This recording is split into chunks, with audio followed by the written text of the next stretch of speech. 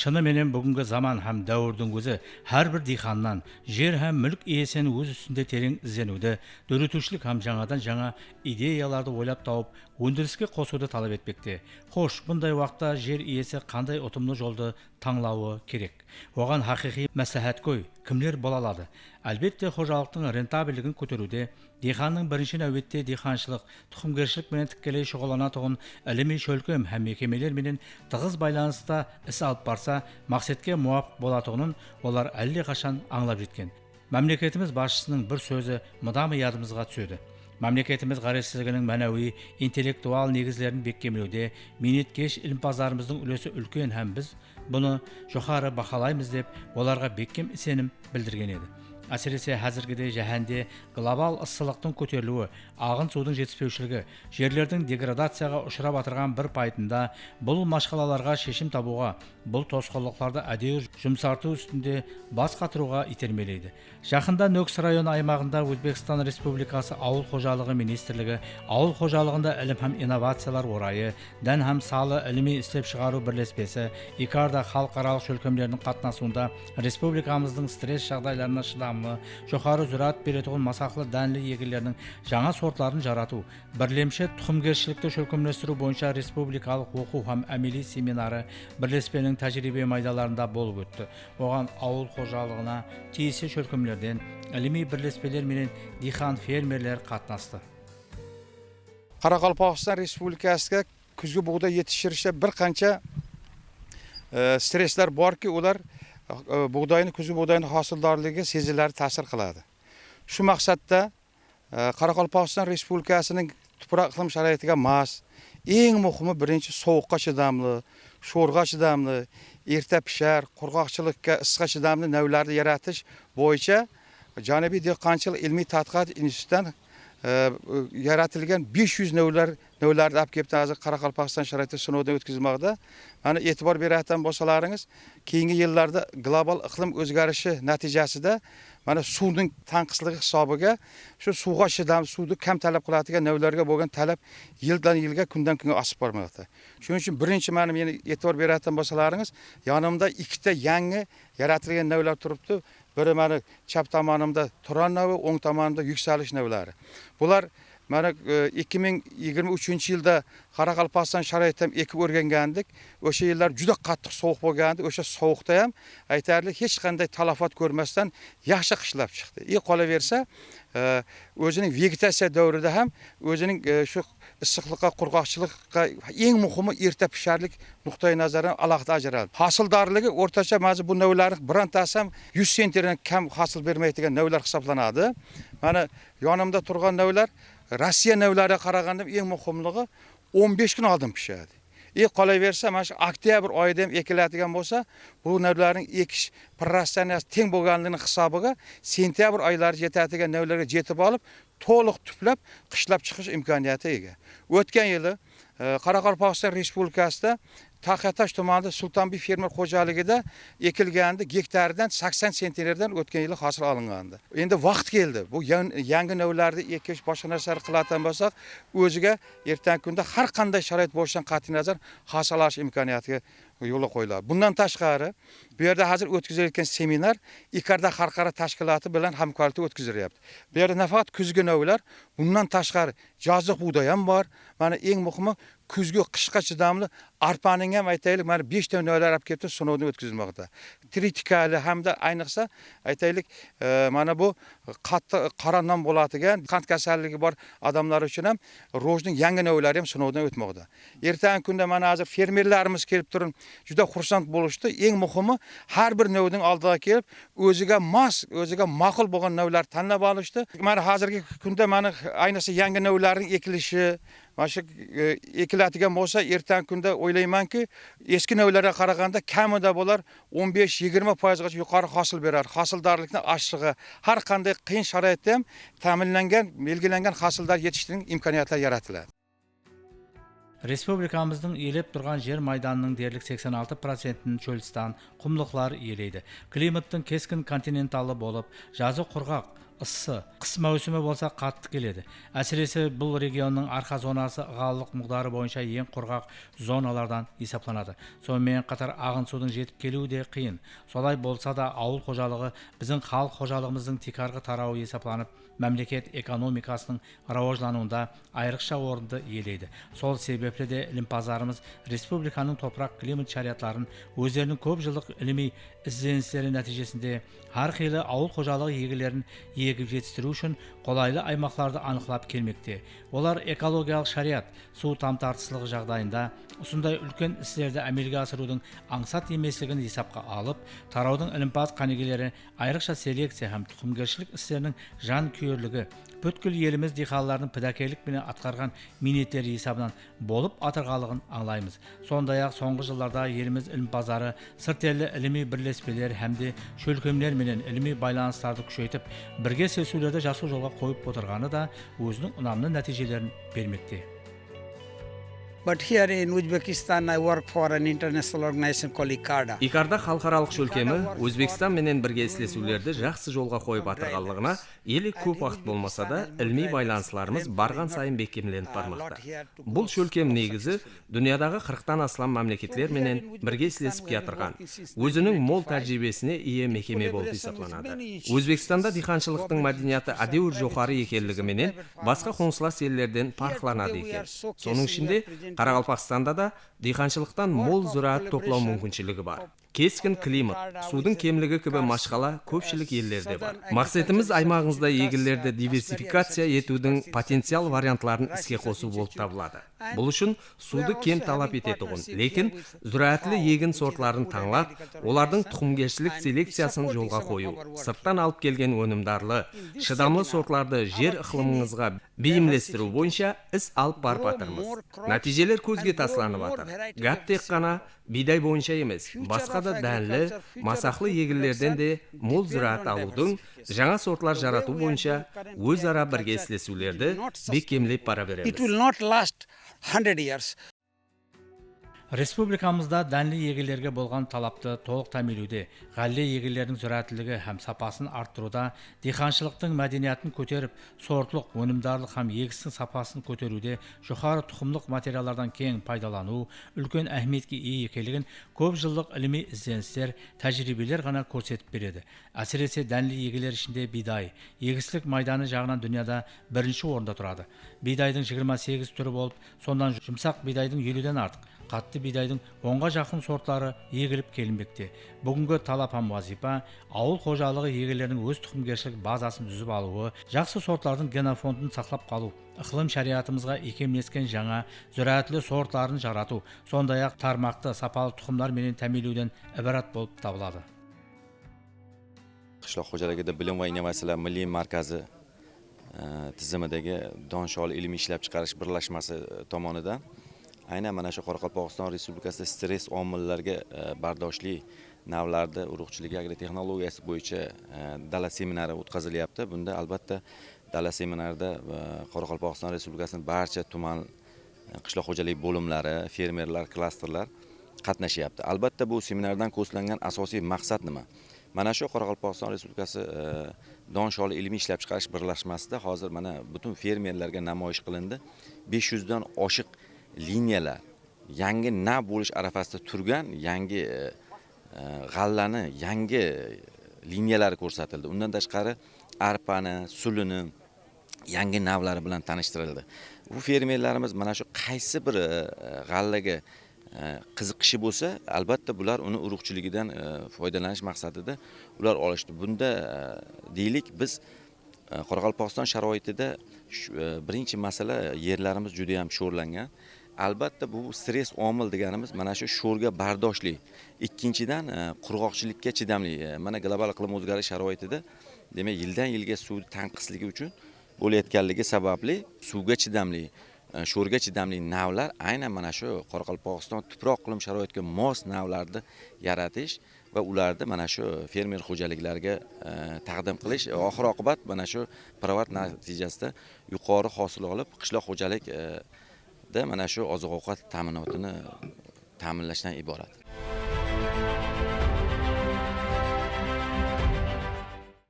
Мемлекетimiz президенттің орылы атап өткендей, ауыл қожалығы мейнетінің қаншелі машақатлы екенлігін баршамыз жақсы білеміз. Дихан дегенде, дәстүрханымыздың молшылығы, ондағы түрлі жемістер, қуанышлы күндеріміз, бүткіл өміріміз көз алдымызға келеді. Дихан өмірдің сенімді тірегі, тіршіліктің бекем таянышы деп, оларға үлкен сенім білдірген еді. Сондай-ақ оларға қол қанат болу үшін ilmiy зерттеу институтларының ауыл қожалығы ілімін һәм селекцияны рауажландыру, алдыңғы агротехнологияларды істеп шығару һәм оларды әмелиятқа кеңінен енгізу бағдарындағы рөлін кескін арттыру зарарлығын, бұл тарауды елде рауажландыруға үлкен диққат қаратып кетірғалығынан білуімізге болады. Сіз ғалле егу бойынша, одан зүрат алу бойынша тәжірибеге иесіз. Бүгінгі болып отырған семинардан алған тәсірлеріңіз, осындай бас қоспалардың, осындай өзара пікірлесудің әхметі, тарифлер hakkında айтсаңыз. Рахмет, менә біздер бүгін шындай семинарда қатнашып отырсыз. Bu yerде қай жақтан келген қанша ілімпаздар бар, сырттан келген ілімпаздар бар. Білмегенімізді үйретіп, неше түр 140 түрлі нәу егіп қойған екен беді. Содан біз ілхамланып, енді қайсы нәуді келесі жылға ексек болады, қайсыдан қанша зүрет алсық дегендей ой менен шу семинарға қатнашып отырмыз. Рахмет, бұны коллектив бұлар үйімләштіріп, ұйғаштырып, шындай семинар қылғаларға. Бұны ілімпаздар суға чыдамды нәулер екен бұлар. Бір су менен болады деп атымыз, Туран деген нәулері бар екен, егіп қойған екен мұны. Шыларды көріп, біздер қуанып, әр түрлі қаралпақ 100 деген нәулері бар екен, зүрет бейіл бірінші егіліп атқан екен. Шындай нәулерді егуге біздер тырышамыз айтады.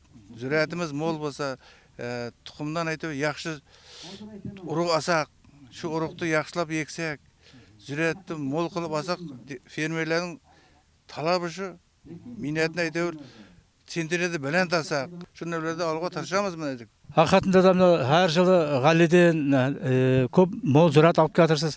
Негізі өзіңіздің қожалықтан алып қарайтын болса, қайсы сортларды егіп келген едіңіз? Қазір міне бүгінгі семинардан алған тәсірлерден кейін сізде және де бір ойлар, жаңаша бір пікірлерге батқан шығар. Бұл бойынша да айтсаңыз. Мен енді мына 60 гектар ғалле егемін, Тақадаш тұманда тұрамын. Шының 25 гектарына қаралпақ 100 нәуіне егіп қойыппын. 35 гектарына Туран нәуіне егіп қойыппын. Жызақтан алып әкеліп ектік. Қазір міне бәрі барып көріп, шындай не қыламыз деп атыпты. Азырча қайлы қалып тұрыпсың әлдерге. Зүретіне міне 100 сендерден зат деп алыпты, құда қарда 70-80 сендерден аламыз ма деген ниетіміз бар. Şimdi 25 гектар қаралбақы 100 бар, 35 гектар Туран сорты бар.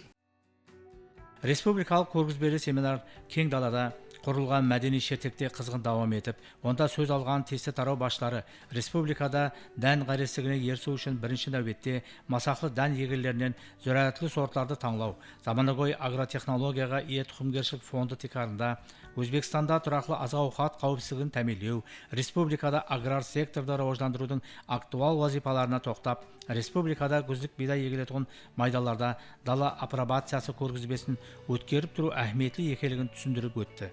Көргізбе семинар қатынасушылары өздерін қызықтырған сұрауларын қанегелерге беріп, олардан тиісті жауаптар алды. Дүйсенбай хақиқатында да диханшылық болсын, ғаллешілік болсын, әлбетте бір бұл дихан, ғаллекеш, ілімпаздар менен бірге істесіп, сондай бір жақсы зүрәтлі сортларды егуде өзінің бір пайдасы тиетіғыны мәлім. Бүгінгі өткеріліп отырған республикалық көлемдегі семинардың басы мақсаты де осы деп ойлаймын. Бір ілімпаз сипатында үлкен бір іліми бірлеспенің бір басығы сипатында бүгінгі өткерілген семинардың ахметі бойынша бір түсінік берсеңіз, мархамат. Міне бүгін біздің бірлеспеміздің тәжірибе майданында Қарақалпақстан Республикасы бойынша 2026 жыл зүрәті үшін сапалы тұқымлық бидай таярлау бойынша көргізбелі семинар өткерілмекте. Міне көргізбелі семинарға Қарақалпақстан Республикасының барлық районларынан уәкілдер қатынасқан. Міне осы тараудаға жауап беретін барлық жауапкерлер, қызметкерлер келіп тәжірибе майданында міне пікір алысып жатыр. жатты. Осы тұқымлық бидайларды қандай қылып даярлау керек, нелерге әһмиет беру керек, бұлар бойынша ілімпазлар қалай берсе міне осы тараудың басшы қанекелері фермер қожалықларына тұқым жетістіретұғын һәм даярлаушы карханалардың алдында тұрған вазифаларды түсіндіріп бермекте. Міне биыл хақиқатында міне Қарақалпақстан Республикасында жүде жақсы сапалы бидайдың жоғары зүраат беретін сортлары егілген. Міне осы сортлардан тазалығына әтібар беру, сорт араласпаларын алып тастау һәм жабайы шөплерден тазалау бойынша көрсетпелер беріліп жатырыпты. Міне біздің бірлеспеміз бойынша бірлеспеміздің тикарғы вазифасының өзі Қарақалпақстан Республикасында егілетұғын. Осы Қарақалпақстан Республикасының ықылым шариатларына туыры келетұғын сортларды таңлап, һәм солардың бірлемші тұқымгершілігін шөлкөлместіріп, тұқым жетістіретін фермер қожалықларға жоғары сападағы оригинал тұқым дейміз, болмаса суперлита тұқымларын жеткеріп береміз. Міне бұл бойынша биылғы жылы бірлеспемізде 10-нан астам сорттың көбейттіруші материаллары егілген. Міне осы көбейттіруші материаллардан біздер суперлита тұқымын жетістіреміз. Міне солардың өзінде ең жақсы хасыл беретін сортлардан міне Алексеевич сорты, Сувербаш сорты, ондан кейін міне Антонина сорты, Граф сортлары, бұл Краснодар өлкесіне тиісті сортлар. Ондан қала берсе, міне өзіміздің бірлеспеміз тарапынан Қарақалпақстан ықылым шариатына жүдді туыры келетіғын, шорға, құрғақшылыққа шыдамлы жаратқан 3-4 сортымыз бар. Атап өтетін болсақ, міне Қарақалпақ 100 сорты, бұл Қарақалпақстан шариатында 110 центнерге дейін асылдарлық береді. Өткір сорты, шортанбай бір сортлары, бұлардан имканиятының өзі 100 центнерден жоғары имканиятқа ие. Міне осы сортлардың бірлемші тұқымгершілігін шөлкөлместіріп, биылғы жылдан басылап республикамыздың фермер қожалықларына жүде сапалы оригинал супер элита тұқымларын жеткеріп бермектеміз. Міне ілімпазларымыз тарапынан хақиқатында соңғы 7-8 жылдың ішінде мемлекеттік реестрге кіргізілген сортларымыз жылдан жылға көбейіп жатырды. Бұлар осы шет елдерден алып келген жаһан коллекциясынан, қала берді басқа Россиядан, Саратовтан, ондан кейін міне Өзбекстанның басқа да түстілік облыстарындағы іліміздік институтында жаратылған сортларды өзіміздің жергілікті сортлармен шатылыстырып, осы шариатқа берілмескен сортларды жарату бойынша бір қанша жұмыстарды әмелге асырғанбыз.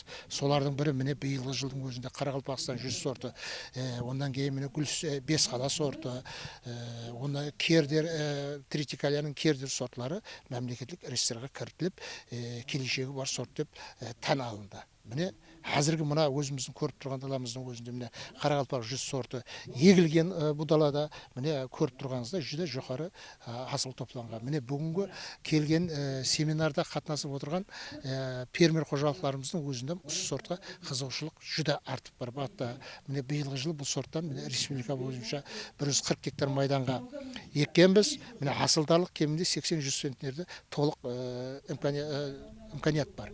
Міне соның өзін алып қарайтын болсақ, бір кемінде 500-800 тоннадай биылғы жыл фермер қожалықтарына осы таза сортты жетістіріп беру имканиятымыз бар. Міне бұндан басқа бүгінгі семинарда міне шет елден уәкілдер қатынасып отырыпты. Өздеріңіз көргендей міне халықаралық бірге істесу икарда шөлкөмі биылғы жылы біздің институтымыздың келіп біргелікте шартнама тикарында дүниядағы дүния коллекциясы дейміз, жаһан коллекциясы дейміз, ұсында бар құрғақлыққа, шорға һәм ысыққа шыдамлы сортларды Қарақалпақстан шариатында берілмескен сортларды таңлап алу бойынша үлкен тәжірибе алып барылмақта. Міне қазір барып сол тәжірибе далаларынан көрдік. Сол жерде 500-ден артық бидайдың, күзілік бидайдың, жазылық бидайдың, тритикалияның, арпаның, рождың һәм басқа да дәлі егілердің сортлары егілген. Бұлар міне біздің шариатымызға масласуы бірінші жылдың өзінде көзге түспекте. Міне нәтижесін беріп жатыр. Бұл сортлар біздерге не керек? Біріншіден осы сортлар менен өзіміздің жергілікті сортларды бір-біріне шатыстырып жаңа сорт жарату үшін бізге бұл материал болып есептеледі. Қала берсе сортлардың өзінің бейімдесуі, жоғары асылдарлық беретін болса, сапалы дән беретін болса, оның сапасы, нанбапылық қасиеті жақсы болатын болса, осы сортлардың өзінен біз бейімдестіріп, жеке таңлау жолыменен Қарақалпақстан ықылым шариатына бейімдескен сортларды жарату бойынша бізге бұл жүдә жақсы өзінің нәтижесін береді деп ойлаймын. Әлбетте, атызларда болып пісуге мейлескен бидайларды көріп, көзің қуанады. Дегенменен бұндай көрініске келтіру үшін даяр ас боламан дегенше қанегелердің қаншама қызметтері кеткенлігін жай көзбенен көрсек те, өзімізді сезбегенге саламыз. Сондай-ақ барлық егілерде ұшырасатығын зираттың болып болуына өзінің кері тәсірін тигізуші факторларды да ұшыратуға болады. Мәселен, әр қандай егінге ауыл қожалығы зиян кесерінің түсуі, оның уақытында алды алынбаса, зираттылыққа ұнамсыз тәсірін тигізетұғылығын қанегелер жақсы біледі.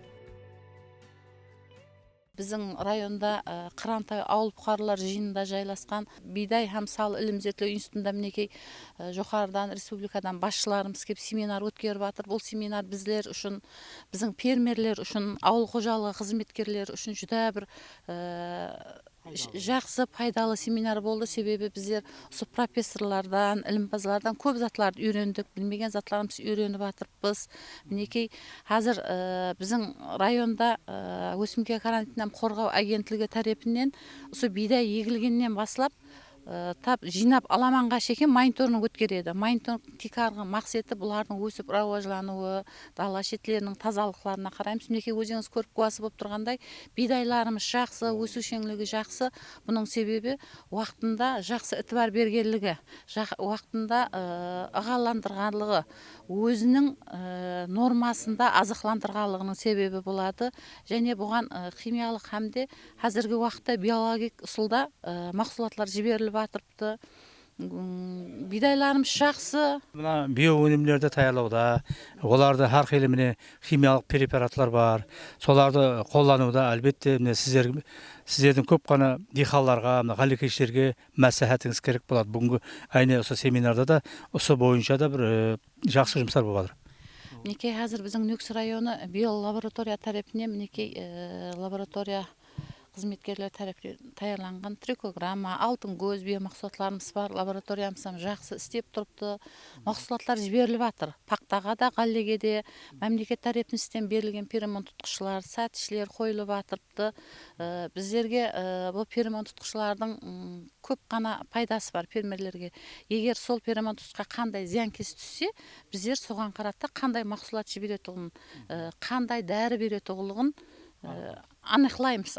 Қазіргі уақытта жақсы, жүдә бір пақтамызда, бидайымызда жаман емес, зиянкеслер ұшырасып жатырған жоқ, кеселіктер. Бұның жақсы болуының себебі әлбетте сол басшыларымыздың өз уақытында ітібары, фермерлеріміздің жерге деген қарасы, өздерінің хақиқи диқан екенін білдіріп, сол нәрестеге қарағандай етіп қарап жатыр да фермерлеріміз.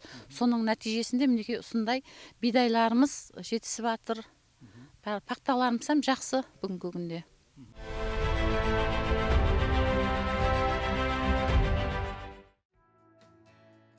Бүгінгі рауажданған әсірімізде барлық тараулар қатарында аграр секторда да көздеген шектерге ерсу үшін тек қана өз жәмәәтінің еріскен жеке табыстарымен шекленіп қалмастан, прогресс жолыменен ілімге жаңаша бағдарларды таңлап, рауажданған бірнеше сырт елдердегі іліми шөлкөлмерменен өзара іліми достық байланыстарды бекемлеп барудың абзаллық тәреплері оғада үлкен болмақта. Бұны жақсы түсінген институт алымдары өткен қысқа уақыт аралығында да күтілген нәтижелерге ерісіп жатыр. Bundan басқа міне Россиядағы Ростов-Дон қаласында жайласқан милли орайменен шартнамамыз бар. Олардан биылғы жыл біздерге материалдар жеткізіліп келген. Ол жерде бидайдың һәм салының тез пісер, құрғақлыққа шыдам сортларын жіберген. Мені биылғы жылы оның тәжірибе майдаларымызда сынап көреміз. Суды кем талап ететұғын егілерге өтуді алдымызға мақсат қылып қойғанбыз. Ондан басқа міне Германияның халықаралық диханшылық бірге істесу шөлкемі бар, ГИЗ дейміз. Міне бұның менен биыл 2-ші жылы шартнама тикарында тәжірибе өткізіп жатырмыз. Тәжірибенің мақсаты бұл жерде суды кем жұмсап, жоғары зұраат алу бойынша салыгершілікте тәжірибе өткізіп жатырмыз. Салы жетістіру бойынша. Бұндан басқа міне Краснодардағы Лукьяненко атындағы ilmiy орай менен шартнамамыз бар. Ondan кейін міне Қазақстанның Қызылорда облысында жайласқан салгершілік ilmi зерттеу институты менен, ondan кейін Татарстандағы диханшылық ilmi зерттеу институты менен меморандумға қол қойысқанбыз һәм солармен бірге істесіп жатырмыз. Ол басқа мемлекеттердегі ilmi зерттеу институтлары біздерге өзлерінде бар материалларды, яғни тұқымларды жіберіп, тұқым алмасып жатырмыз. Бізден өзіміздегі барларды оларға жібереміз, олар біздерге жібереді. Сөйтіп міне осы шариатқа масласқан сортларды таңлап аламыз һәм жаңағы айтқандай жаңа сортлар жаратуда бұлам өзінің бұл үлкен бізге жәрдемі тиіп жатыр сортларды алып келген. Бірге істесудің өзі. Бір күн давамында болып өткен республикалық көлемдегі семинар көргізбе әрбір қатынасушы қанегелер мен фермерлерде үлкен қызығушылықты пайда еткені мәлім. Өйткені бүгін ертең аузымызға түсейін деп тұрған таяр астың қаншелі мың машақат пенен қолға кіргізетулығы, оны келесі маусимдерге де тұқымгершілік қорын ұсы бастан қамлап қою вазифаларын да жүктелері анық. Солай екен бұндай жауапкерлер істерге үлкен ітібар қарататуын ауыл қожалығы қанегелерінен халқымыздың күтер үмітлері мол. Ұсының менен бүгінгі Қарақалпақстан ана дияр атамасындағы нәубеттегі телекөрсетуімізге жұмақ жасаймыз. Келесі телефир саатларында қайта дидар көріскенше дейміз. Аман болың, әзіздер.